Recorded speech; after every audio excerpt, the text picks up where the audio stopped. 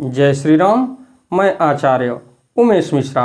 आइए हम आपको फिर पुनः श्री शिव महापुराण में ले चलते हैं, यानी भोलेनाथ के श्री शिव महापुराण का पुनः फिर से आपको रसपान कराते हुए इस शिव महापुराण का आप कथा 10 मिनट, 15 मिनट, 20 मिनट जितना हो सके इसको आप सुनने मात्र से, पढ़ने मात्र से आपके जीवन और आपके कष्टों से मुक्ति मिलेगी, जो हमारे महर्षि वेदव्यास द्वारा प्रणीत। तो आइए चलते हैं आपको श्री शिव महापुराण के कथा के बारे में।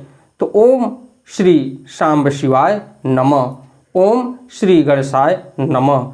इसके पश्चात त्वमेव माता च पिता त्वमेव, त्वमेव बंधुश्च सखा त्वमेव, त्वमेव विद्या द्रविणम त्वमेव, त्वमेव सर्वम मम देव देव। अगर देखा जाए तो शिव पुराण हमारे इस कलयुग में, जैसा कि हमने आपको पिछले वीडियो में भी बताया था कि गंगा आदि पवित्र नदियाँ, मुक्तदायिनी सप्त पुरियाँ तथा गयादि तीर्थ इस शिव पुराण की समता कभी नहीं कर सकते। तो इसलिए आप शिव महापुराण को पढ़िए और इससे आपकी मोक्ष और आपके शारीरिक पीड़ा या किसी रोग से व्याप्त हैं तो भोलेनाथ की कृपा आप पर बनेगी और आपकी सारी पीड़ा को भोलेनाथ हरते चले जाएंगे।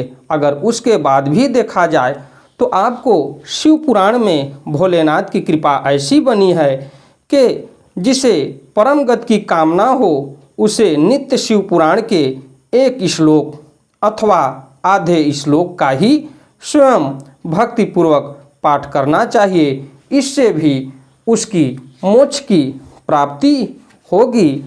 तो हम सर्वप्रथम द्वितीय अध्याय में हैं।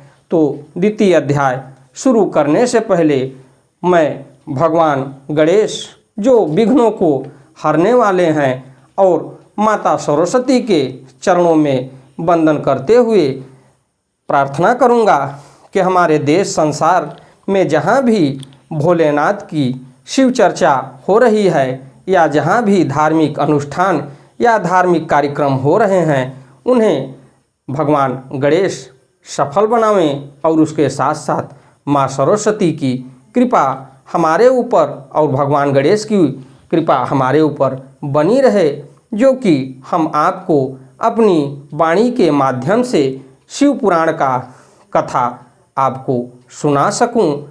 हो सकता है कि हमारे कथा कहने और आपको सुनने मात्र से प्रभु की कृपा पर बनी रहे। तो आइए हम आपको ले चलते हैं श्री शिव महापुराण के द्वितीय अध्याय में। देवराजस्य मासान्ते ये राणा पीडितो मृतः बुद्धो यम भट्टय पाशयनितो यम पुरम बलात्। एक मास के बाद वह ज्वर से अत्यंत पीड़ित होकर चल बसा। तो इसके पहले थोड़ी सी मैं आपको कहानी बता देता हूँ कि देवराज उस शिवालय में ठहर गया और वहाँ उस ब्राह्मण को ज्वर आ गया। उस ज्वर से उसको पीड़ा होने लगी। वहाँ एक ब्राह्मण देवता शिव पुराण की कथा सुना रहे थे। ज्वर में पड़ा हुआ देवराज ब्राह्मण के मुखार बिंद से निकली हुई उस शिव कथा को निरंतर सुनता रहा। उसके पश्चात एक मास के बाद वह ज्वर से अत्यंत पीड़ित होकर चल बसा। यमराज के दूत आए और उसे पासों से बांधकर बलपूर्वक यमपुरी में ले गए।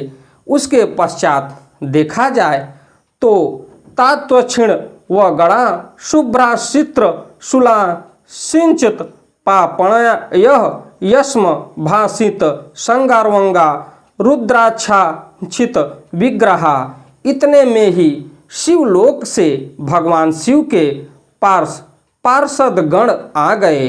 उनके गौर अंग कर्पूर के समान उज्ज्वल थे, हाथ में त्रिशूल से सुशोभित हो रहे थे। उनके संपूर्ण अंग भस्म से उदासित थे और रुद्राक्ष की मालाएं उनके शरीर की शोभा बढ़ा रही थी।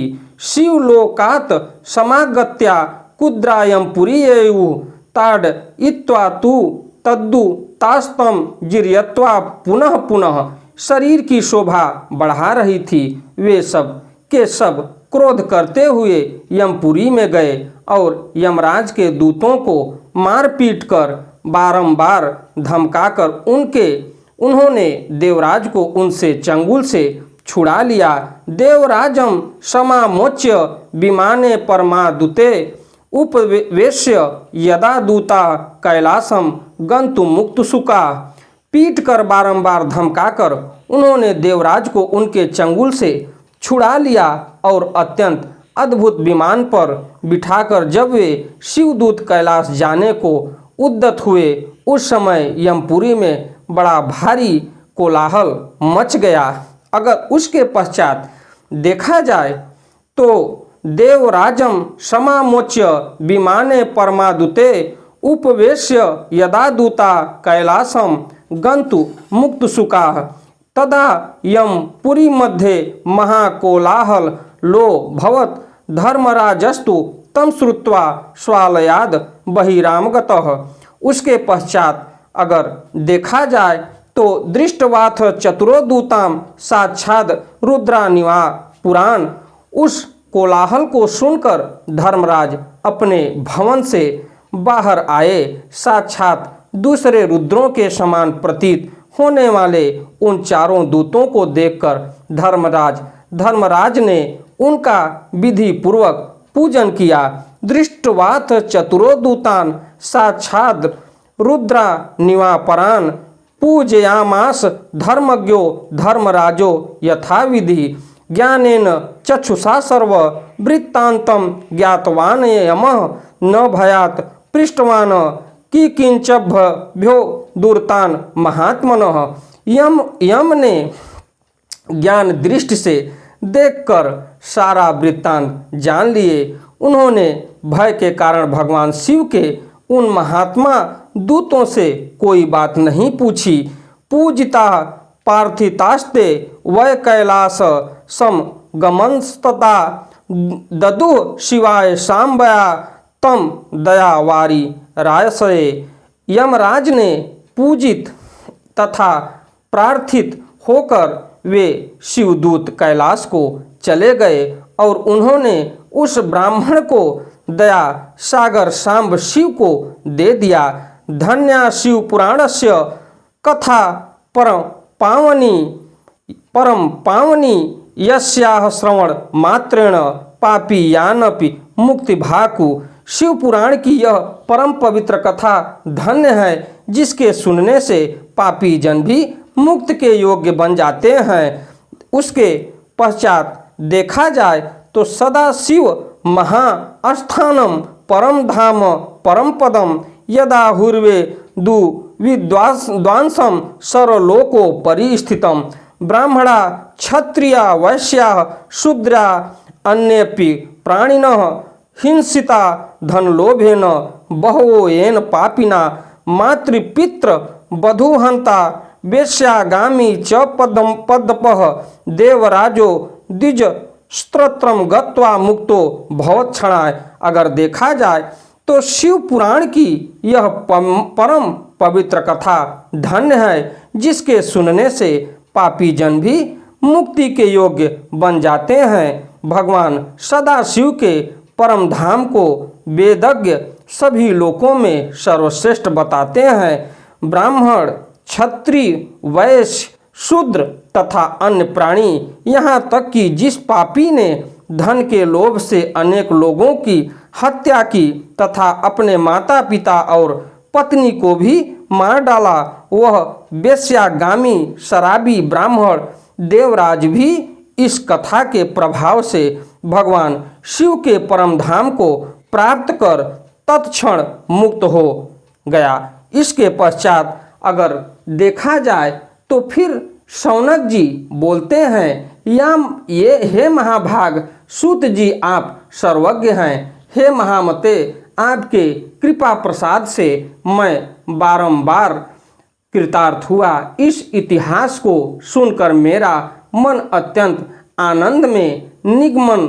हो रहा है। अतः अब भगवान शिव में प्रेम बढ़ाने वाली शिव संबंधिनी दूसरी कथाओं को भी कहिए। इसी के साथ मैं अपनी वाणी को विराम देता हूँ। अगर हमारी वीडियो आपको अच्छी लगे तो वीडियो को लाइक करिए, शेयर करिए, चैनल को सब्सक्राइब करिए।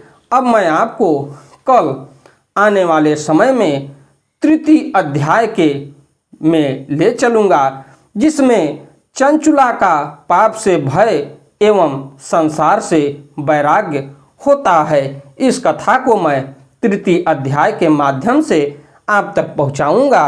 अगर हमारे वीडियो को आपको पसंद आए, अच्छा लगे आपको, तो वीडियो को लाइक करिए, शेयर करिए और चैनल को सब्सक्राइब करिए। अगर हमारे से जाने अनजाने में कोई त्रुटि हुई है तो भोलेनाथ हमारी त्रुटियों को क्षमा करते हुए हमें अपना आशीर्वाद और अपना जो भी हमारे से कष्ट या जो भी परेशानियां हैं, हमारे सभी कष्टों और परेशानियों को दूर करते जाएं और अपनी कृपा हमारे ऊपर बनाए रखें। उसके साथ साथ प्रभु श्री राम की कृपा आप पर बनी रहे।